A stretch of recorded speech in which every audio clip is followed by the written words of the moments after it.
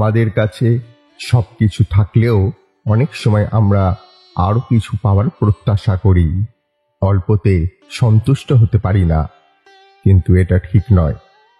তোমার কাছে যা আছে তার জন্য সর্বদা কৃতজ্ঞ থাকো। অনেকের কাছে কিছুই থাকে না। সমস্যার কথা ভুলে যাও। জীবনে সফল হতে চাইলে যেসব সমস্যার মুখোমুখি হয়েছ তা ভুলে যাও এবং অধিকাংশ সময়গুলি থেকে যে শিক্ষা পেয়েছ তা কখনোই ভুলো না। বর্তমানের দিকে মনোযোগ দাও। আমরা অনেকেই নিজের পুরনো সময় মনে করে কষ্ট পাই আর ভবিষ্যতে কি হবে তা নিয়ে ভাবতে থাকি। এই পরিস্থিতি নিয়ে ভগবান শ্রীকৃষ্ণ বলেছেন, অতীত নিয়ে ভেবে লাভ নেই, ভবিষ্যতের স্বপ্নে হারিয়ে যেও না, বর্তমানের দিকে মনোযোগ দাও। যারা ভালোবাসে তাদেরকে কখনোই ভুলো না। গতকাল যে আপনাকে কষ্ট দিয়েছে তা আজ ভুলে যান, তবে যারা আপনাকে সবসময় ভালোবাসে তাদেরকে ভুলেও ভুলে যাবেন না। সবার সাথে মিলেমিশে থাকুন। একটা প্রদীপের মাধ্যমে হাজারটা প্রদীপকে জ্বালানো যেতে পারে, কিন্তু তাতে সেই প্রদীপের আলো কখনোই কমে যায় না। ঠিক তেমনি সুখ ভাগ করে নিলে কখনো কমে না। অতীতের যে স্মৃতি বা যেসব ঘটনার কথা মনে পড়লে তুমি কষ্ট পাও, মন খারাপ হয়, তা কখনোই মনে রেখো না। সেগুলি ভুলে যাও। বরং বর্তমানে যা তোমাকে আনন্দ দেয় তার দিকে মনোযোগ দাও। সমস্যার সমাধান এইভাবেই হয়ে যাবে। প্রতিটি সমস্যার 3টি সমাধান রয়েছে: গ্রহণ করা, পরিবর্তন করা আর বাদ দেওয়া। তুমি যদি গ্রহণ করতে না পারো তবে এটা পরিবর্তন করো। তুমি যদি এটা পরিবর্তন করতে না পারো তবে ছেড়ে দাও বা বাদ দাও। বৃথা তর্ক কখনোই করো না। বোকা লোকেদের সাথে বিতর্কে না জড়ানোই ভালো, কারণ এদের সাথে তর্ক করা ভালো সময়ও নষ্ট করার মতো। বিশ্বে এমন কোনো ব্যক্তিকে খুঁজে পাওয়া কঠিন যার জীবনে কোনো দুঃখ কষ্ট নেই। আমাদের জীবন সুখ, দুঃখ, কঠিন সময় এবং ভালো সময়ের একটি চক্র। আপনার জীবনে যদি এখন কঠিন সময় আসে তাহলে বিশ্বাস রাখুন যে একদিন না একদিন ভালো সময়ও আসবে। সাহায্য করে, কিন্তু বিনিময়ের কিছু প্রত্যাশা করো না।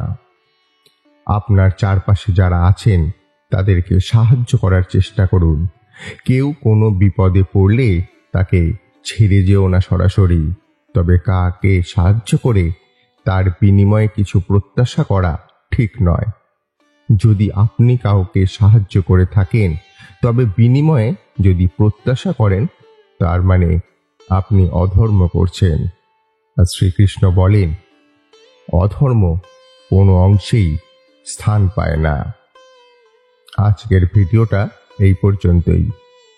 আগামী ভিডিওতে এইরকমই জিনিস নিয়ে আবার আপনাদের সামনে উপস্থিত হব। ততদিন জয় শ্রীকৃষ্ণ। গীতা আসলে হলো কৃষ্ণ ও অর্জুন এই দুই বন্ধুর কথোপকথন। মহাভারতে কুরুক্ষেত্রের মহারণ শুরুর আগে নিজের আত্মীয়দের বিরুদ্ধে যুদ্ধ করতে নিজের অপারগতার কথা জানিয়ে অস্ত্র নামিয়ে রাখেন অর্জুন। তখন তাকে জীবনের সারমর্ম বুঝিয়ে কর্তব্য ও দায়িত্বের কথা বলেন শ্রীকৃষ্ণ। বলা হয়ে থাকে যে শ্রীমদ্ ভগবত গীতায় জীবনের সব সমস্যার সমাধান খুঁজে পাওয়া যায়। গীতার বাণী জীবনে সঠিকভাবে অনুসরণ করতে পারলেই আমরা সব সাফল্য স্পর্শ করতে পারি। তো কিভাবে সঠিক পদ্ধতিতে জীবন কাটাতে হয় তাই গীতায় বলছেন স্বয়ং শ্রীকৃষ্ণ। ধর্ম, কর্ম ও প্রেমের পাঠ দিয়েছেন এবং বিষ্ণুর 10 অবতারের অন্যতম এই শ্রীকৃষ্ণ। আমাদের জীবদ্দশা ও ও মৃত্যু পরবর্তী অবস্থাতেও উপযোগী গীতার এই উপদেশ। তাই গীতা হল জীবনের সম্পূর্ণ দর্শন। গীতায় বলা হয়েছে যে অর্থ নয়, মানুষকে সত্যিকারের ধনী করে তোলে তিনটে জিনিস। কি সেই তিনটে জিনিস? তো গীতার কয়েকটা অমূল্য উপদেশ। গীতায় শ্রীকৃষ্ণ বলেছেন যে শুধু টাকা থাকলেই কোনো মানুষ ধনী হতে পারেন না। সত্যিকারের ধনী তিনি যার চিন্তাভাবনা ভালো, ব্যবহার মধুর এবং যিনি সুন্দর মনের অধিকারী।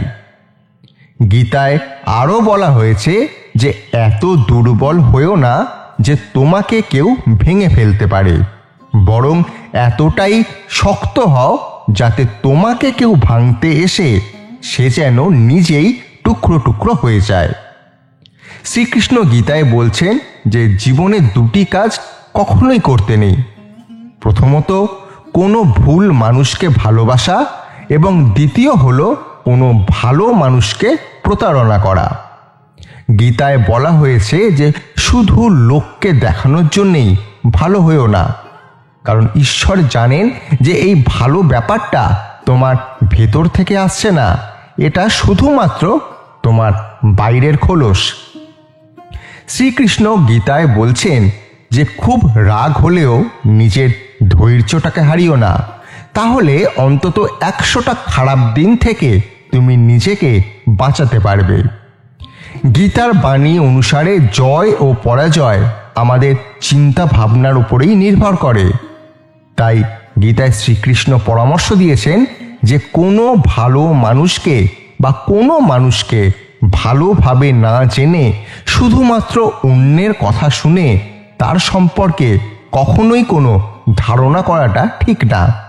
এতে ধারণাটাও নষ্ট হতে পারে, বা যিনি তোমাকে ধারণাটা দিচ্ছেন সেই মানুষটি যদি অসৎ এবং বাজে হয়, তার ধারণা তোমার মনের ওপরে প্রতিফলন ঘটবে। তাই নিজের বুদ্ধি, নিজের চিন্তাভাবনা দিয়েই কোনো মানুষকে সঠিকভাবে ধারণা করা সম্ভব। তো এই ছিল আজকের আমাদের ভিডিওর সারসংক্ষেপ। শ্রীকৃষ্ণ এইভাবেই প্রতিটা মানুষকে জীবন দর্শনের কথা শিখিয়েছেন। আজকের এই ভিডিওটা কেমন লাগলো অবশ্যই কমেন্ট বক্সে জানান। কথা দিচ্ছি পরের দিন এই রকমই আরেকটা ভিডিও নিয়ে আপনাদের সামনে উপস্থিত হব। ততদিন জীবন সম্পর্কে এবং নিজের ধারণা সম্পর্কে শ্রীকৃষ্ণ যে জিনিসটা বলছেন সেটা নিজে বিচার করুন। আর একসাথে সবাই আসুন বলে উঠি, রাধা কৃষ্ণ। বেশিরভাগ মানুষই এই কথা জানেন যে আমাদের শরীর 5টি তত্ত্ব দ্বারা নির্মিত, যাকে আমরা পঞ্চতত্ত্ব বলি: জল, অগ্নি, বায়ু, ধরিত্রী এবং আকাশ। এবার এই কথা আমরা সকলে জানি, কিন্তু এগুলোর সাথে কিছু গুণ জড়িয়ে রয়েছে যেগুলো আমরা দেখতে পাই না। যদি এই গুণগুলি আমরা আত্মসাৎ করতে শিখে যাই, তাহলে সাক্ষাৎ পরমেশ্বরের দর্শন আমরা পেতে পারি। যদি কথা বলি প্রথম তত্ত্বের, জলের কথা, জল যা প্রত্যেক জ্বলনকে শীতলতা প্রদান করে। এই জলকে দেখুন, যা শুধু প্রবাহিত হতে জানে, থামতে জানে না। জল পাথরের সাথে সংঘর্ষ করতে জানে, যার পথে অনেক বাধা আসে, কিন্তু সে প্রবাহিত হতে থাকে। নিরাকার হলো এই জল, যে কোনো পাত্রেই রাখুন না কেন তার আকার ধারণ করে নেবে। এটাই হলো এর বিশেষত্ব এবং এটাই হলো আমাদের শিক্ষা। কিভাবে প্রবাহমান থাকতে হবে, কিভাবে আমাদের থামলে চলবে না, তাতে আমাদের পথের মধ্যে যতই যেরকমই সমস্যা আসুক না কেন, আমাদের এই জলের মতোই নিরাকার হয়ে যে কোনো পরিস্থিতিতেই প্রবাহমান থাকতে হবে। এই শিক্ষাই জলের থেকে লাভ করুন, আর আমার সাথে ভালোবেসে বলুন, রাধা রাধা। আলস্য আপনার আরো একটা অত্যন্ত বড় শত্রু, যা আপনার মনের মধ্যে বসবাস করে আর ধীরে ধীরে আপনার কার্য শরীরের একটা অংশ হয়ে ওঠে। সব কাজে দেরি করিয়ে দেয়, সবকিছু নষ্ট করে দিতে পারে এই আলস্য। এই কাজ আজকে হলো না, কোনো ব্যাপার নয়, কালকে করে নেব। প্রকৃতি আমাদের এটা শেখায় না। ভেবে দেখুন, যদি সূর্য এটা ভাবে যে কাল উদিত হব না, কিছুদিন পরে উদয় হব, তাহলে কি হবে? সমগ্র পৃথিবীর বিনাশ হয়ে যাবে, ঠিক কিনা? দেখুন, এই আলস্য নিয়ে খুব সুন্দর একটা কথা আছে, আলস্যস্য কুত বিদ্যা। অর্থাৎ যিনি অলস হয়ে বসে থাকেন তিনি বিদ্যা লাভ করেন না, জ্ঞান লাভ করেন না, আর জ্ঞান না থাকলে তিনি ধন অর্জন করতে পারেন না।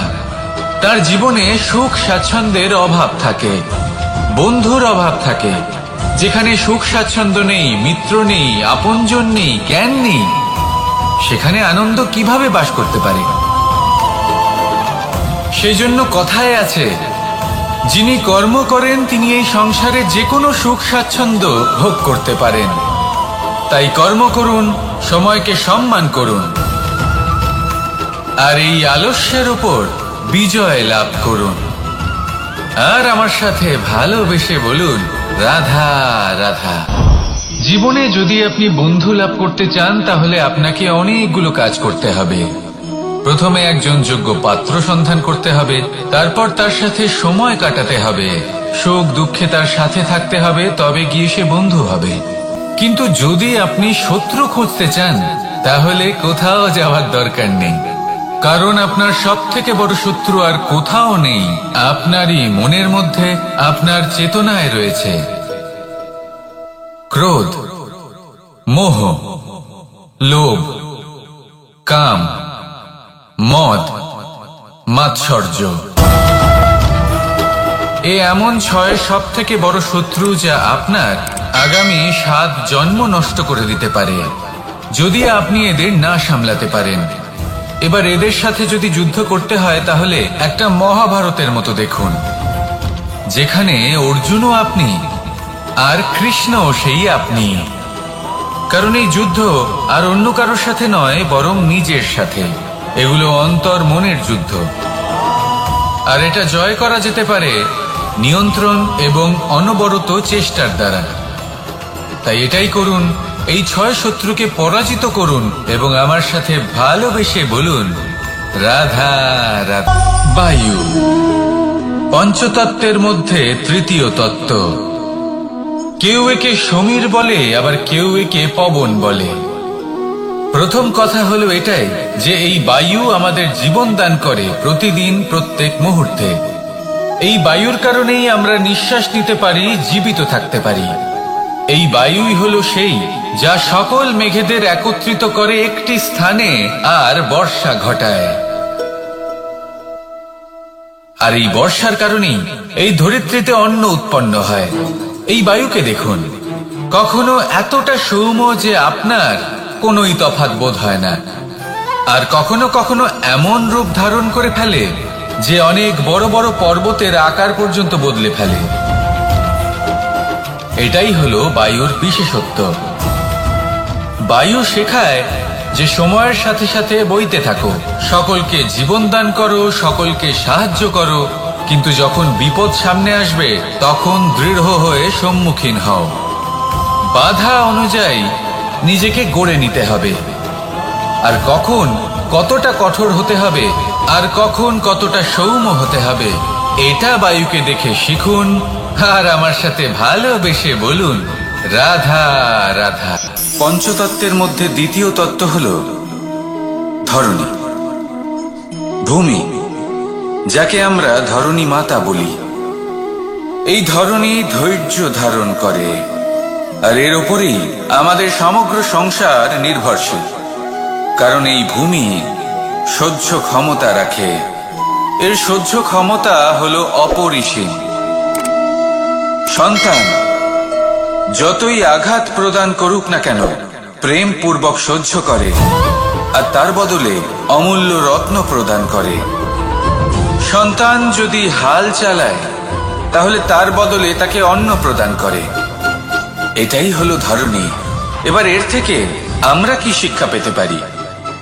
এটাই যে কারোর জন্য কিছু করা বা কাউকে কিছু দেওয়া মনে কোনো কামনা ছাড়াই। আর এই কথাটা বুঝে যান, যদি কারোর জন্য কামনা না রেখে বা কোনো পাওয়ার আশা না রেখে কারোর জন্য কিছু করেন বা কারোকে কিছু দেন, যদি এটা আপনি শিখতে পারেন তবে আপনি ভালোবাসতে শিখে গেছেন। আর সেই জন্যই এই ধরিত্রীকে মাতা বলা হয়, কারণ মাতা শুধু উনি নন যিনি গর্ভে সন্তানকে ধারণ করেন, মাতা তো উনিও যিনি জীবন বাঁচতে শেখান, যিনি জীবন বাঁচার উদাহরণ প্রদান করেন।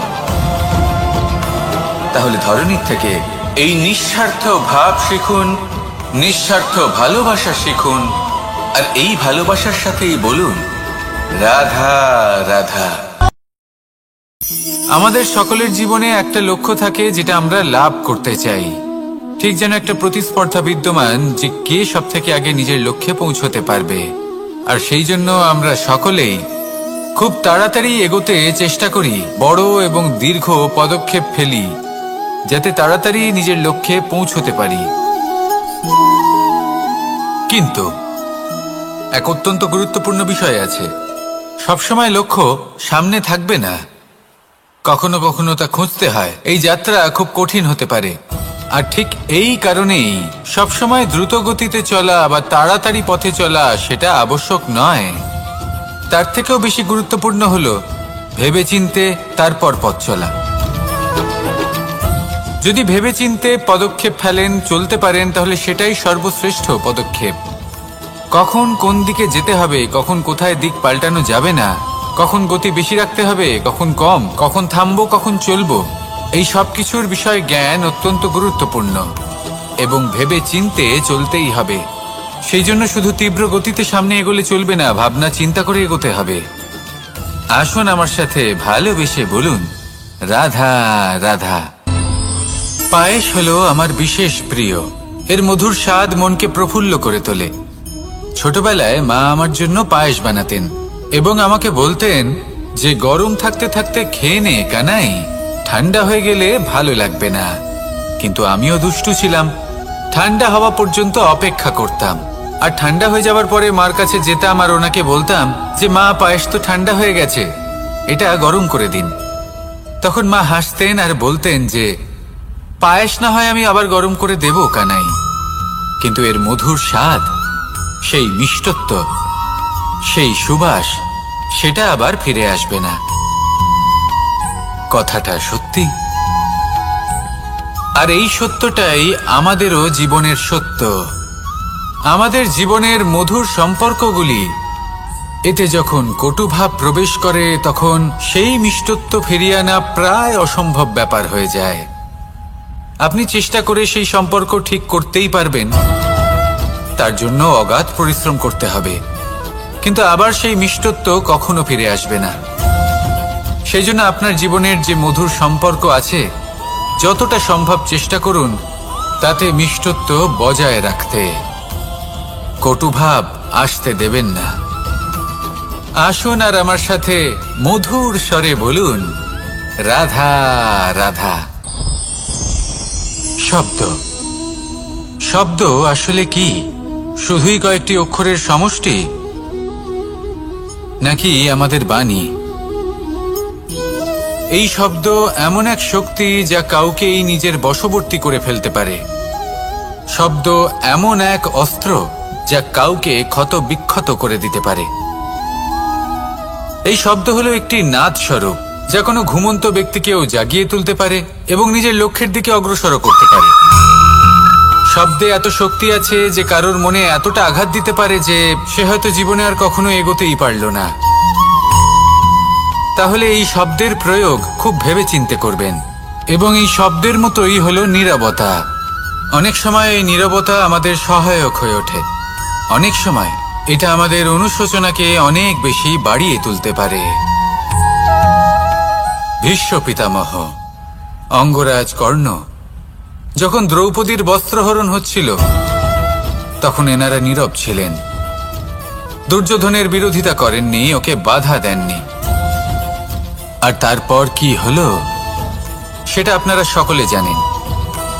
দেখতে গেলে নীরবতা চুপ করে থাকা, কিন্তু যদি কোনো দুষ্টের সামনে চুপ করে থাকেন, যদি তার বিরোধিতা না করতে পারেন, তাহলে এই নীরবতাই অনেক বড় পাপের আকার ধারণ করে। মনে রাখবেন, আর আমার সাথে ভালোবেসে বলবেন, রাধা রাধা। আভূষণ, কার না ভালো লাগে এই আভূষণ? আমরা পরিশ্রম করি, ধন অর্জন করি, আর আভূষণ কিনে থাকি, কখনো নিজের জন্য, কখনো বা তাদের জন্য যাকে আমরা ভালোবাসি, বা তাদের জন্য যাকে আমরা সম্মান করি। হয়তো সেই জন্যই সীতা চূড়ামণি ধারণ করেছিলেন এবং আমি সামন্তকমণি। কিন্তু এটাই কি সেই প্রকৃত আভূষণ যা আপনার মূল্য বৃদ্ধি করে? না। শ্রীরামের আভূষণ হলো ওনার নম্র ভদ্র ব্যবহার। মাতা সীতার আভূষণ হলো ওনার সততা, ওনার নিষ্ঠা, ওনার ত্যাগ। অর্জুনের আভূষণ ছিল ওনার একাগ্রতা। রাধার আভূষণ ওনার প্রেম। এই আভূষণ কোথাও নেই, আপনার মনে আছে। যদি আপনার মনে মিষ্টতা থাকে, তা শান্ত হয়, তাতে সততা থাকে, নিষ্ঠা থাকে এবং প্রেম থাকে, তাহলে আপনার অন্য আর কোনো আভূষণের কোনো প্রয়োজন নেই। আপনি যতই ভিড়ের মাঝে থাকুন, আপনার ঔজ্জ্বল্য চোখে পড়বে। আসুন আর আমার সাথে ভালোবেসে বলুন, রাধা রাধা রাধা।